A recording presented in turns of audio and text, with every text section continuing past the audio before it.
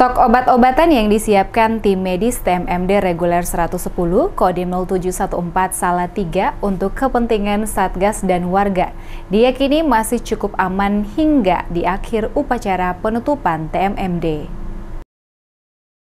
Obat-obatan yang diperuntukkan persediaan bagi Satgas yang tergabung dalam TMMD reguler 110 Kodim 0714 Salatiga di Desa Ketapang, Kecamatan Susukan dijamin masih ada persediaannya atau stok. Hal itu diungkapkan oleh tim medis TMMD, Serma Karman saat ditemui di pos kesehatan. Ia mengungkapkan saat ini persediaan obat-obatan bagi anggota TNI yang ikut TMMD masih bagus. Tentunya dengan persediaan yang dinilai masih cukup, maka ia pun berharap jajaran anggota yang ada selalu menjaga kesehatan. Sebab pekerjaan TMMD masih berlanjut hingga akhir Maret 2021 mendatang. Obat kita masih banyak dibandingkan ke depan.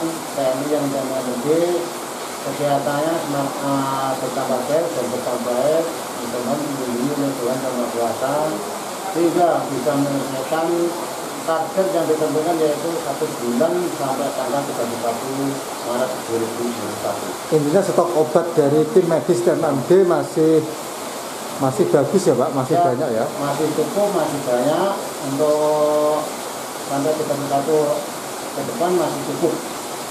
Masih banyak, vitamin masih banyak, obat-obat lainnya yang dibutuhkan masih banyak. Selain itu untuk pengecekan kesehatan atau multivitamin TNI sendiri seperti apa Pak? Pengecekannya dia tiap hari kita cek, kita teliti kondisi kesehatannya, kita tanyakan, kemudian tiap hari kita kasih vitamin 1 hari sekali untuk diminum, yaitu vitamin C dan vitamin B12.